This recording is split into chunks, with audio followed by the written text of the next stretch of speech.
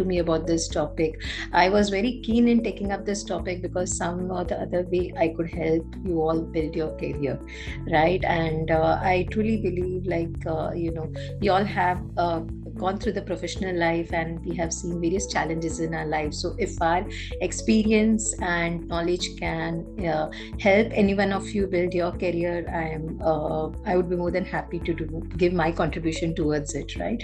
So that's where when Shrang discussed this topic with me, I was keen to take up this session, and I hope the inputs that I'll be sharing across in this session would be useful for all of you, right? And that's how. Let me start with the session because I think 10 minutes went over in the connecting. I did have connecting some issues, so probably Shrang, we can start with the session. Yeah, absolutely. So Malti, we have several of the questions already with us, and we would like to conduct this session in an interview style format. So the first question that I have for you is that so we've heard a little bit about your journey, about what you have done, but hearing right from you, that would you like to share our students through your professional journey so that they can draw inspiration from what you've done and guide or align their own career paths? Sure, Shrang. So, as Shrang already mentioned, right? So, I do have roughly 20 years of experience into HR. I started off my career with the recruitments, and that's where I got this opportunity. My initial interactions with the campuses happened, and I had been taking interviews since then, right? But then, that was the start. That's where I started off my career. Then I moved managing the HR and the compensation, and as a part of the for my majority of my career, although I have been into performance and rewards, my key role also have included the HRBP business partners plus the recruitments. That's where I have got an opportunity to go into the various campuses, conduct the HR interviews from the campus point of view, right? Running the campus drives, and also for the new joinees, inducting the new joinees and other things, right? Across a career. So I started off my career in Blue Star Infotech, post which I worked with Future Group, then L&T for a good amount of time, then Accenture, and my current organization is Reliance, where I'm heading the performance and rewards for the organization.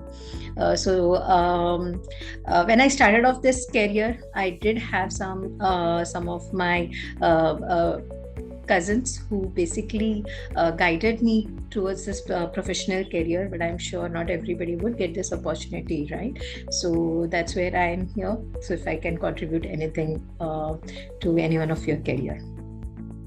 Incredible. That's quite a rich and inspiring journey, Malti. Thank you for sharing that. Thank you. So my next question for you is that why did you really choose today's topic about resumes? What, your opinion, what is the importance of having a good resume? Correct. So, when if I have to give the experience, when I also started my career, although I did my education background from HR, right? What generally is not taught in most of the university, at least at that point of time, was how do you go about writing a resume, or what should include in that. So basically, we all know that there are two terms. One is a CV and the resume, right? The first thing we all need to know that there is a difference. So what used to happen is in the start of the career, what most of the people do is they do 2 to 3 pages of writing of their experiences, or either way. So if I talk about the difference between the CV and the resume, is like resume just hardly goes to 1 or 2 page, and the CV is basically a briefer version about your experience. So that's the first difference which every one of you should understand. Second thing is there are various surveys which is being conducted on the recruiters, right? So while to view what is the first impression. So basically resume is your first impression or the first interaction you have with the organization, and so the recruiters gets thousands of resumes in a day, right? So the ideal time based on the surveys, various surveys, is they don't spend more than 6 to 8 seconds glancing through your resume. So your resume should be written in such a way that it catches the eye of the recruiter within that 8 seconds, right? Because people doesn't have time in the current scenario. They just go through it, they just take a glance, and in case your resume is not attractive enough to gain that confidence of the recruiter into 6 to 8 seconds, then the further rounds doesn't happen. So that's the importance of the resume, right? And for all you students, basically it is very important because it's going to be a first interaction with the corporate, right? So there will be thousands of candidates who will be applying to each of this corporate. So if you have to shine, if your resume needs to shine among them, that's where you need to understand how do you go about preparing it. So that's where I'm here to give you some tips onto it, and yeah, that's about it. Wonderful. Thank you so much for sharing how important a resume is. To me, it's just an eye-opener that recruiters are spending almost 6 to 7 seconds on a resume, which means that it has to be really polished and it has to stand out from the rest, which is a very valid point that you have shared. So, so next is something that our students would like to know is that what are the key components of a standout resume that catches the attention of employers? And while you explain that, I'm going to pull out the slide that you have shared with us, so that students can refer as you speak. Thank you, Shrang. So, so these are some of the key elements. In fact, these are the elements that any candidate needs to, contain in any of the resumes, right? The first one is about the personal information.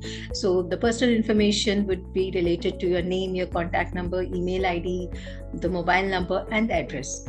However, while updating all this details, right, you need to ensure that, say for example, you're mentioning the contact number.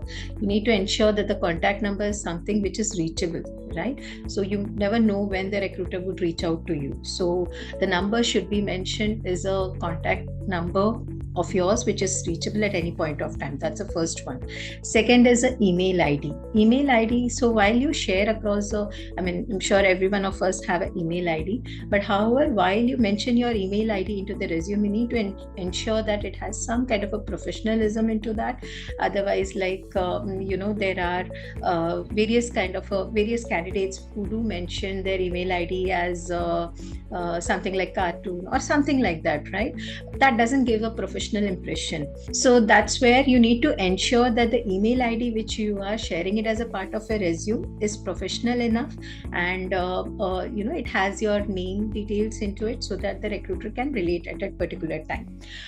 Then also you need to mention the address. That's because nowadays the in between we did have this time frame of doing the work from home, and currently that's not there. So that's where the shortlisting does happen basis on the location. Right? Say for example, the opening is there in Chennai, and in case a candidate is applying from Kolkata, right? Probably in the first screening, the candidate might get selected or might not get selected because of the location constraint, right? So that's where it's very important for you to mention your address into the resume. At least as a fresher, it's very important. This much information related to personal is more than enough, right? I would advise all of you not to include too much of details into that, because that doesn't give again a professional approach. And as I mentioned, for that 6 to 8 seconds of glance, it will be too much of information. The next comes your objective. So when I say objective, you need to mention what is your goal in the with which you can link yourself to the organization position, right? Say for example, you are mentioning as I want to be a software developer or something, that can still be relatable. But if in case you are mentioning that I want to be a singer and you're applying for a software position, right? So that's where it becomes irrelevant. So you need to mention your goal in such a way that it links with the position that you're applying for, right? That's for the fresher. For an experienced person, probably the objective needs to be like how they see themselves over the years, right? How do they want to grow professionally over the years? That's something which needs to be included over here. The next part comes your education. So when I say education always needs to be in the ascending order. So the latest education comes at the top, right? And then followed by the others. There are various resumes which we used to get, like where the candidates have mentioned from their post-graduation to graduation to their 12th and 10th and other things, right? However, for your work experience, what is relevant is your graduation and the post-graduation, right? So you would restrict that information to that, unless you want to just fill up your resume with additional details. Now moving on to the education also, what all you need to include. So the college probably which you have passed out from, I'm talking from a fresher point of view so that it helps all of you. The college which you would have graduated from, your university, your percentage or GPA score that you would have achieved, right? I think this should be more than enough. In case you have any clearances that has to be done, any multiple attempts, those also you can mention in the resume, right? Then moving to the next one, which is a work and the related experience. Here you need to talk more about the professional experience you would have got. I'm sure I understand that as a fresher you would not have a work experience for most of you, but it is the key projects which you would have worked in, right? Again, relating to the software example, say for example you would have done your summers into any kind of software company, right? Probably you can mention you can just summarize what the project was all about, just a one-liner or two-liner, and talk about the skills that you have acquired or the skills you have worked on. That's where it would help for you to for the recruiter to understand more about you, like what is your primary skill, what is your secondary skill, otherwise, and that too whatever you have worked upon, correct, relevant to whatever you have worked upon, because we do come across various candidates who just mentioned about the various skills, but when questioned about that, they are not able to probably answer, or they would have done some experience into their school days or something, they would have worked on some projects, but they are not actually, they don't remember that, or they're not able to relate it, right? So mention whatever is relatable over there. Then comes any kind of awards that in case you have achieved in your career. That could again be, say for example, you have participated in any kind of a conference while in your college days, right? So those are the things, and if in case you have won any award towards it, you can mention that, or if you're a member to any professional bodies or something, you can mention those details, rather than unprofessional details related to the awards. Then coming to the activities and hobbies, those in this segment, what you can mention is something which is relatable to your work. Say for example, there was any you had organized any event in the college, right? So that activity, if in case you would have mentioned that this is something which I took up as an activity and I arranged a college festival or something, I led the college festival, that probably will give an opportunity to the recruiter to understand that, okay, your leadership skills or probably your interactiveness or your enthusiasm. So that gives an idea, right? So those kind of ensure that you mention those kind of activities or hobbies with which the recruiter can actually relate with. Then moving on to the skills part, you mentioned whatever are your core skills, right? You should be so as a fresher, since your experience, since most of you would not have an experience, right, I'm assuming, so in that case your questions which a recruiter or the technical person or any interviewer basically ask be involved around the projects that you would have worked in and on the skills. So be careful about what you mention, right? And ensure that you know about that particular skill or the experience which you're talking about, you are able to answer that. That's the first part. Second thing is mention the relevant skills. Say for example, you have 10 different skills, right? But probably organization is looking, or the profile which you're applying for requires a particular skill. Ensure that you mention that first, so that it catches the eye of the recruiter. You can mention all the 10 skills, but ensure that whatever is key for that job is mentioned first, so that relates, the recruiter can relate. Then moving on is the references. Now, in the references, do mention about the professional references or your college lecturers or your professors, right? Do mention their references. So if in case tomorrow the organization needs to do some kind of a reference check, they can do that. And also it gives about your, it does shows your contact, right? So it does help you build that contact. So mention such kind of references into the resume. So these are some of the key elements, I would say, not in fact some, these are the key elements that you need to include in your resume. But however, depending upon what position you are applying for, this might vary. But ensure that your resume doesn't cross, as a fresher, it should be either a page or two. It should not cross a page or two as a fresher, or even as an experienced person.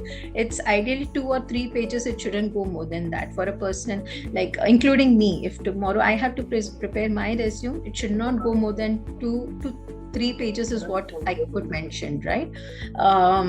So, and second thing is, in case you don't have much of this information, right? In case you don't have a work experience or not much of activities you have done in your career up to now, then you can still limit it, right? Don't just for the reason of enlarging your resume, don't include the additional details. So yeah, Shank, so these are some of the things which I would want to tell you. While we spoke about how do we go about writing the resume, right? But however, so that we talk about the content. Now, how do we present your content? We have seen, like I have personally seen, that there are a lot of professionals. Basically, the italic one looks very attractive, right? So there are, probably in the from a candidate point of view, just to make the resume look attractive or catchy, they may use italic font, or they may probably color code. They may use certain colors which probably doesn't look in a professional environment in a correct way, right? So they make the resume very colorful. So those are some of the things that I wanted to mention over here, that's something you need to avoid, right? Use a professional font. So there's a ATS, which is one of the software which most of the recruiters use basically to search the resume. Correct. So and ATS does some kind of a filtration. So it's a kind of a AI tool, AI quality also built in it, with which it basically screens a resume and gives the output. And the tool is designed in such a way that it do capture this professional fonts. So that's why, like, while you write your resume, you need to ensure that the professional fonts which are mentioned over here is like Arial, Times New Roman, Calibri. Those are some of the fonts which you can either of these fonts you can use while writing your resume, right? The font size, you need to ensure that it's between 10 to 12. If it's going to be 8 or if it's going to be 6, it's going to be too smaller, right? Again, as I said, you don't know the recruiter. So probably, like, at a glance, if probably a recruiter, if they have some eyesight problem, they would not be able to read it also.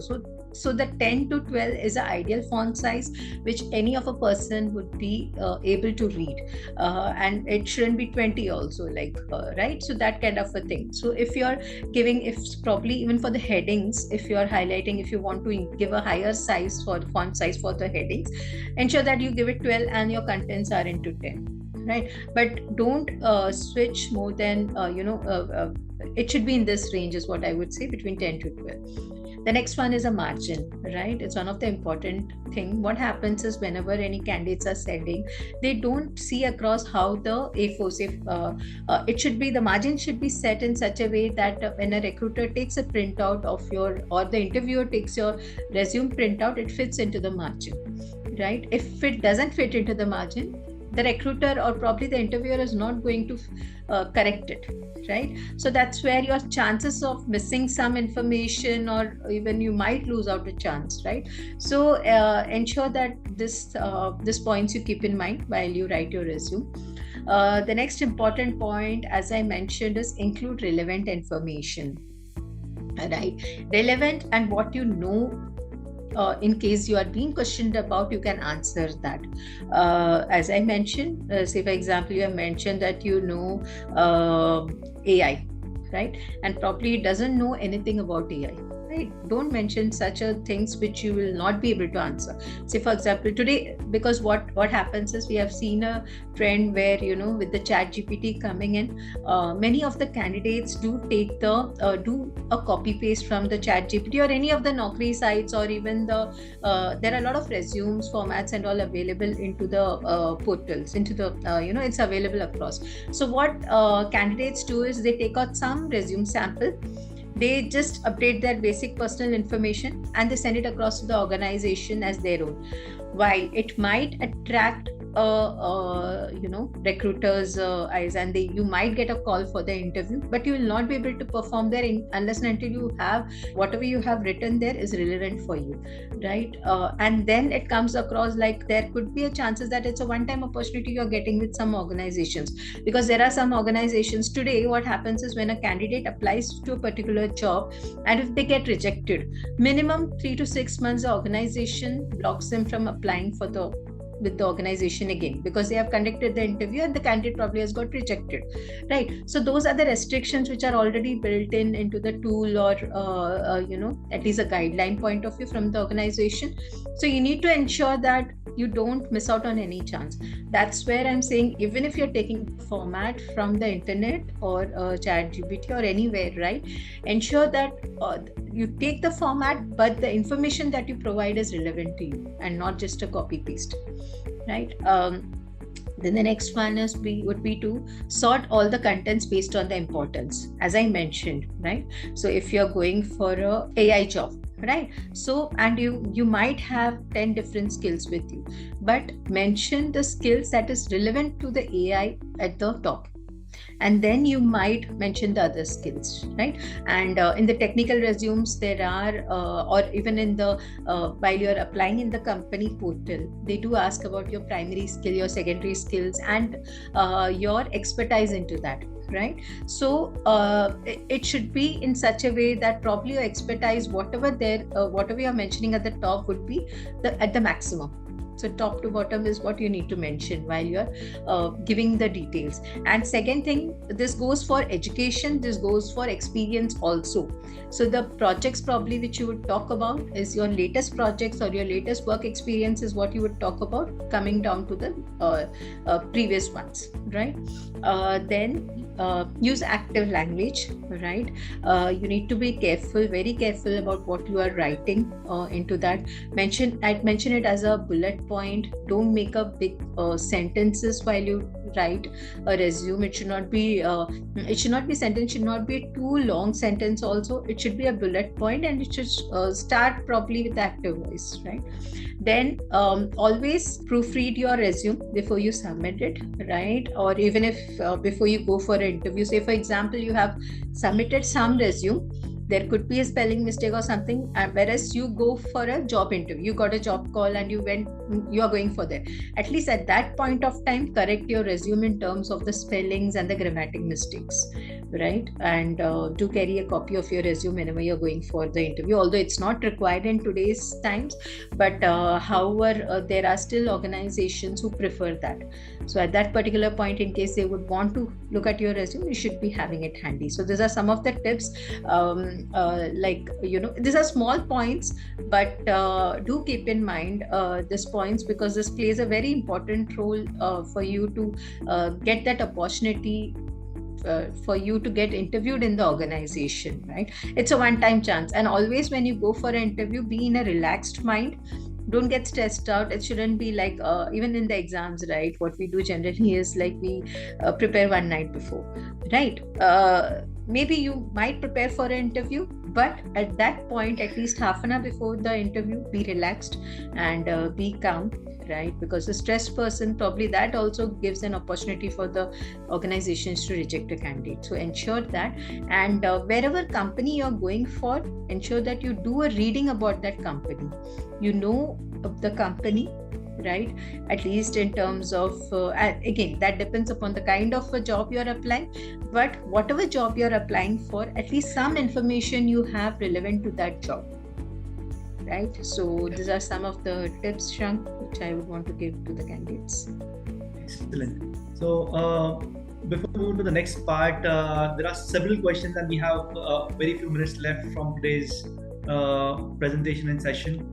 So Malti, would you prefer to continue with the presentation or take up questions? Ruchika has several questions piled up from the students. Either way, probably one question we can take it up and then we can. Okay, sure. So Sangeeta wants to know that during her school and college days, she has gained some certificates.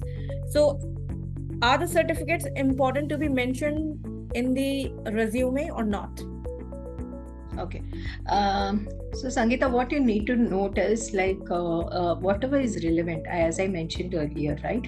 Whatever would be relevant to show your skills to the organization, those are the things that you can mention properly in detail. Also, maybe call out if there is any big awards that you have received, right? But however, say for example, you would have gotten some sports, some smaller sports or the routine sports in the school days, right? That is something which you might think whether you want to mention it or not. You might just mention it as one liner that won several awards in the sports and drawing competition and all those things. But when we go professionally, say for example, you're applying again to a software industry, then probably your drawing skills may not play an important role over there. So my suggestion over here is not to mention so much in detail unless and until it's relevant for the job you're applying for, and it doesn't show your skills, right? So for example, again, now if in case, as I mentioned, in a college festival, probably you would have led a college festival or you have organized the entire college festival. That's something you can mention about, right? Because that talks about your connectivity with your flexibility to connect with the audience and your leadership qualities or your organizing power or your time management. So that can make the recruiter think into assume multiple skills for you. But ensure whatever you mention is relevant, somewhat relevant to your position and the skills you are talking about. Thank you. So moving to the next part, and this is also one of the questions that a student asked, is that what are some of the mistakes people make on their resume and how can one avoid them? Correct. One of the common mistakes which people make, few of the points as I have already covered, but I would like to highlight it again, is you should know what should be the length of your resume, right? As I mentioned, it's a very shorter 6 to 8 seconds that the recruiter will spend on you to catch your attraction, basically to read your skills and all, right? So you need to ensure that your resume is well content. That doesn't mean that you skip on the relevant information, right? Say for example, your relevant information related to the job maybe spills over to the 3 pages, then you need to ensure how you can present it in a better way, right? That's the other thing. The third thing is, as I mentioned, the spelling mistakes and the grammatical mistakes which people use, the fonts which people use, the colors which they do, right? And and the personal information part also. So like your email ID is something which we have seen too much in common, right? Or the phone number also, although especially in cities it doesn't happen, but many places still there are places where people doesn't have mobile phone or something, they don't have that, right? So in that case, at least give such number where the recruiter can easily reach out to. Give some of your family member who will be next to you for the most of the times, at least, so that they can you can attend the call in case you get the call. And email ID also, the name of the email ID is very much, it talks about your personality. So those are the few of the things I feel, Shrang, because people do make mistakes over there, and I feel it's very good for the candidates to know this. Perfect. So this was all about resumes. Anything beyond resume that you want to share with our students? Any career tips or anything from your experience that can help students guide their own careers? Right. So see, it is out of, again, experience I'm talking about, right? Although although we talk about how do you get into the job, correct? But what happens is once we get into the job, we stop that learning part within us. However, if in case you want to grow in your career, my advice or my personal experience, I can say that you should never stop enhancing your skills. Try to widen your skills, enhance your skills. That will help you grow in your career, which is the first thing. Second thing is, say for example, you are probably, in spite of trying multiple times, you're not getting into a job, right? Do a SWOT analysis of your own self. That do helps you to talk about, how do you, what are your strengths, what are your weaknesses, right? And based on that, you can probably work on your weaknesses to get overcome that, right? That's the other part. In case, because I've seen a lot of candidates who do get discouraged that we have been trying from 5 years, 6 years, 10 years, and we are not getting a job. But these are some of the steps you need to, right? Don't get discouraged, but evaluate yourself, that where I'm going wrong in terms of my skills, in terms of my interview, what I go and speak into the interview, or how do I present my resume. So all those things does matter. So reevaluate yourself. There are a lot of articles, lot of in fact videos also available, which basically talks about some of the basic questions which gets asked in the interview. Say for example, the most common question is, tell something about yourself, right? There are a lot of videos which are available over the net also. Go and see what it is to be told over there, right? Because what happens is, when such questions gets answered, there are some common questions which, at least from an HR point of view, gets asked to a candidate, right? At least those questions, go and check out what should be the answer, prepare for yourself, and with that, I'm sure all of you can get through. Brilliant. Thank you so much. We're almost at the end of the session, but Malti, we have 2 questions which shouldn't take much of your time, so I thought I'll pull them out for you. We have Sri Lakshmi is asking that, is it okay to give 2 mobile numbers? Any thoughts there? As a references or a contact number? I believe as a references also, it's fine. You can give up to 2 to 3, right? And if it's about the personal contact number, yes, you can give, but give it in such a order which is like whichever number you would prefer, that should come first, and the next one should be there. Excellent. And we have Pranati asking about colorful resume versus black and white resume.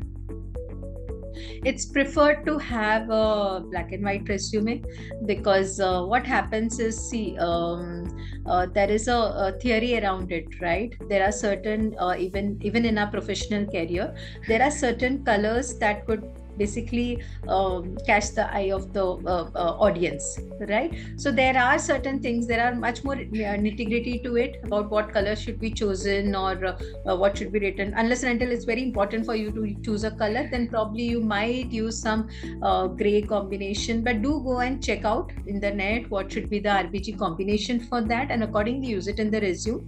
But my suggestion would be, avoid as much as possible.